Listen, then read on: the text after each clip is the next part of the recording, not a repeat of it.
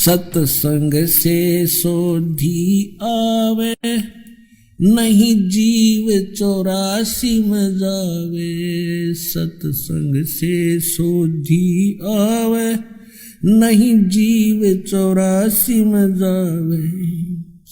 अब मेटो द्वेष और राग, हो राग या उम्र बतेरी जाली। अब मेटो द्वेष और राग, हो राग या उम्र बतेरी जाली। तो इससे हम बच सकते हैं कबीर परमेश्वर की शरण में आने के बाद। फिर इसकी फर्द से हम बाहर हो जाते हैं, इसकी रेंज से बाहर हो जाते हैं। फिर ये उन भक्तों के निकट नहीं आ सकता जो कबीर परमेश्वर की शरण में इस दास के माध्यम से आ जाते हैं और मर्यादा में रहते हैं। कहते हैं जब लग हंसा हमारी आना, काल लगे नहीं तेरा बना। जब लग हंस मेरी मर्यादा में रहेगा, काल तेरा कोई अटैक मेरे बच्चों पर नहीं हो सकता।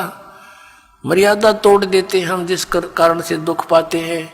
कबीर परमेश्वर कहते हैं अनंत कोट बाजी जहां हम रचे सकल ब्रह्मांड, और कह कबीर मैं क्या करूं यो काल करे जीव खंडे।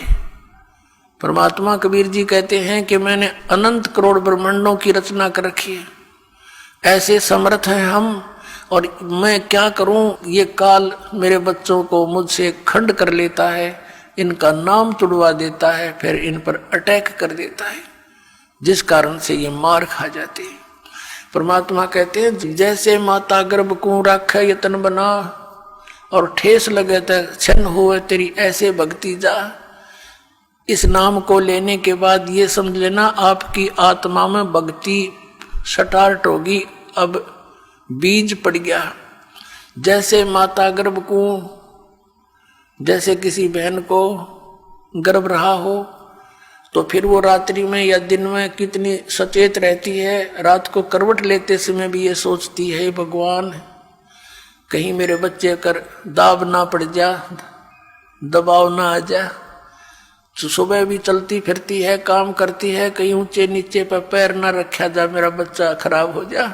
तो कहते हैं जैसे माता गर्भ को रख यतन बना, और ठेस लगे, झटका लग जावे तो अक्षीण हो जावे, ऐसे भक्ति जा। तो मर्यादा के अंदर रहना आपका अति अनिवार्य है।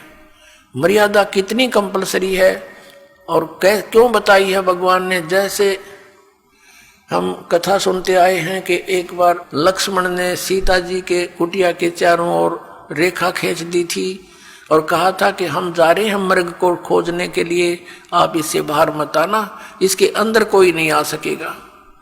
उसी समय रावण का उद्देश्य था उसको उठाने के लिए, सब उसने ये षड्यंत्र रचा था। रावण जब आया साधु रूप बनाकर भिक्षा लेने के लिए, तो उस रेखा के निकट आते ही रावण को एकदम इतनी लपट लगी अग्नि की, 10 कदम दूर जाके खड़ा हो गया बहुत स्पीड से, और सीता से कहा कि माई साधु संतों को साथ ऐसा नहीं करना चाहिए, और भिक्षा देनी है तो बाहर आकर दे दीजिए, नहीं तो तुझे ये हो जाएगा वो हो जाएगा। उसने सोची कि साधु संत है, क्या फर्क पड़ता है, भिक्षा ले अभी देकर वापस आ जाती हूँ। उसने रेखा उल्लंघ कर रावण के भिक्षा देनी चाहिए थी, तो वहीं से बाजू पकड़ ली, उठा ले गया और पटक दी वहां लंका के अंदर 9 लखा बाग में।